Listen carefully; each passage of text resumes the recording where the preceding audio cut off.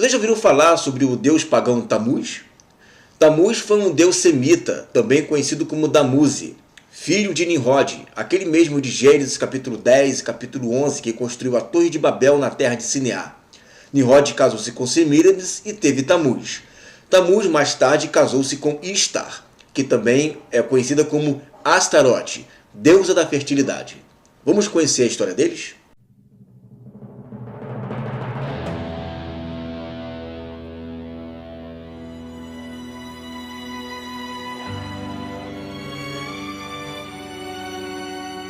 Nimrod ficou biblicamente conhecido como o primeiro poderoso da terra. Foi o construtor da Torre de Babel. Nimrod, descendente de Cã, logo depois de ter sido nomeado rei, incitou o povo a se rebelarem contra o verdadeiro Deus, tendo a adoração a deuses estranhos e incitando todas as nações à construção da Torre de Babel.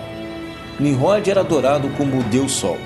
Ficou conhecido como o Rei dos Céus pela grande altura da Torre de Babel, por ele construída.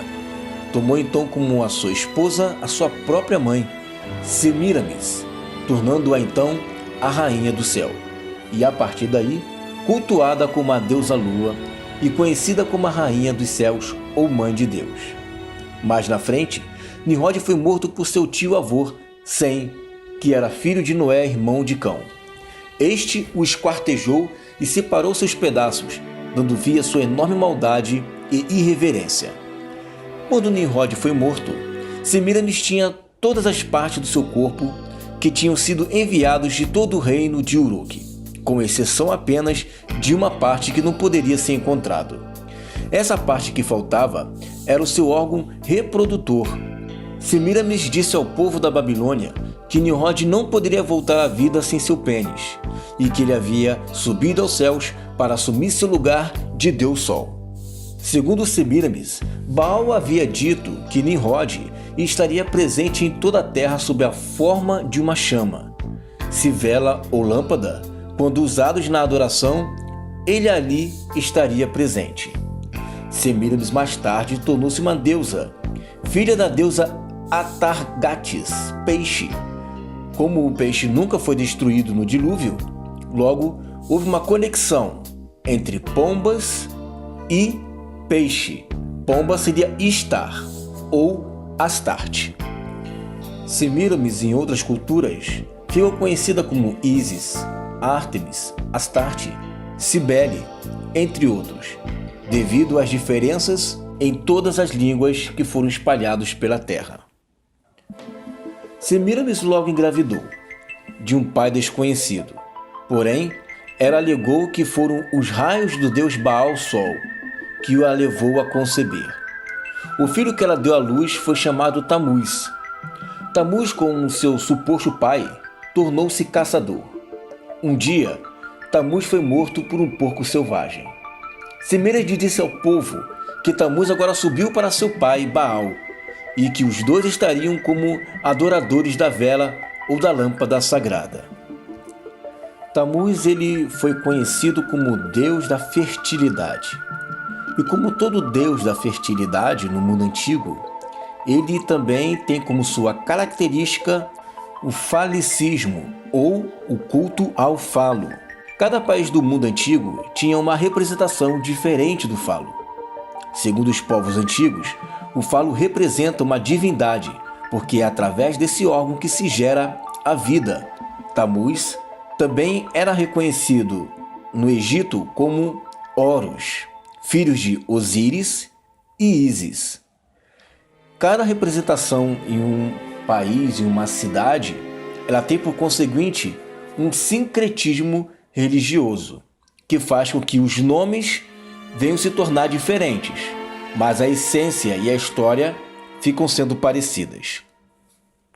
Esse tipo de Deus, ele é muito cultuado pelas mulheres. As mulheres a cultuam e muitas delas pedem a esse Deus um marido que tenha ali um órgão reprodutor forte, avantajado, uma vez que elas reconhecem que saindo dali, desse órgão reprodutor, o filho também nascerá também muito forte. Muitos deuses de todas as religiões como eu disse anteriormente, tem um nome diferente por conta da linguagem, por conta da cultura que vai se modificando com o tempo.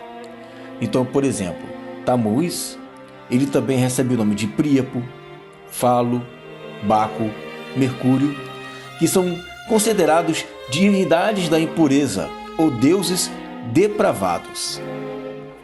É interessante que lá em Ezequiel, no capítulo 8, versículo 14, você observa mulheres chorando por conta do deus Tamuz. E no verso 15, Deus de Israel fala ao profeta Ezequiel que ainda haveria uma abominação maior. E no verso 16, ele revela pessoas adorando e reverenciando o sol. Então, haviam judeus que haviam se apartado da fé judaica do monoteísmo para estarem adorando a Tamuz e estarem adorando ao Deus Sol. Isso não é a primeira vez que acontece. Em 1 Reis, no capítulo 11, versículo 5, Salomão também ele se aparta do Deus de Israel e vai seguir a adorar Astarote, que era a deusa dos Sidônios ou Fenícios, que são descendentes de Cã, e também a Milcom. Milcom era o deus dos fenícios, que também era chamado de Maloque. E não somente dos fenícios, mas também a abominação dos amonitas. Amonitas são os descendentes de Ló, vindos de uma relação incestuosa. Dali nasce Moabitas e Moabitas. E Salomão, então, ele se entrega a essa adoração a deus Astarote, assim como muitos judeus mais na frente também se entregaram ao deus Tamuz. O que consistia então essa adoração a esses deuses pagãos, principalmente deuses da fertilidade? Cultos rituais múltiplos, ou seja, os bacanais. Bacanal vem do deus Baco.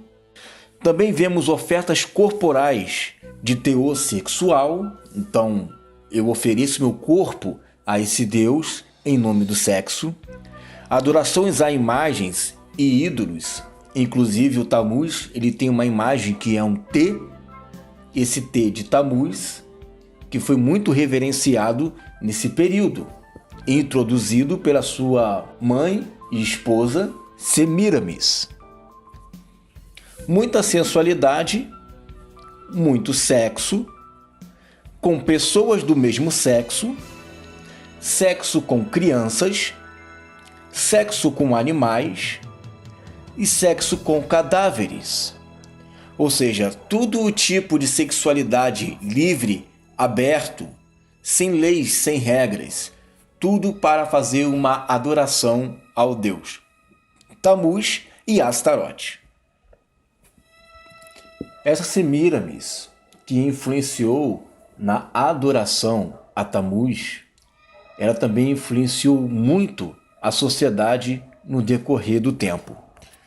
A deusa Semiramis é a deusa Irene, deusa da paz na cultura romana, na qual foi inspirada a Pax Romana.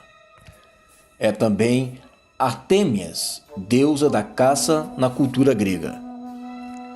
É Diana de Éfeso, deusa dos campos, no qual foi inspirada a Mulher Maravilha e o nome da princesa Diana.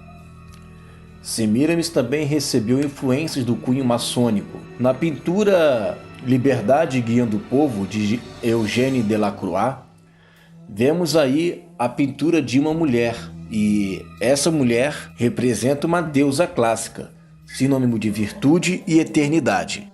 Também vemos no busto da nota de real essa mulher que representa a liberdade, ali na pintura de Eugène Delacroix, nas notas de real, que é conhecida também como Marianne. Essa mulher também recebe o nome de Columbia, a mulher da imagem do Columbia Entertainment.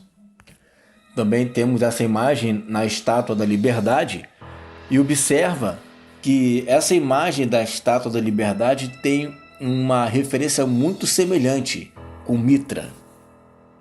E Temis, a deusa símbolo da justiça, com espada, a balança e a venda em seus olhos. E você? O que você achou dessas informações? Comente aí e até a próxima.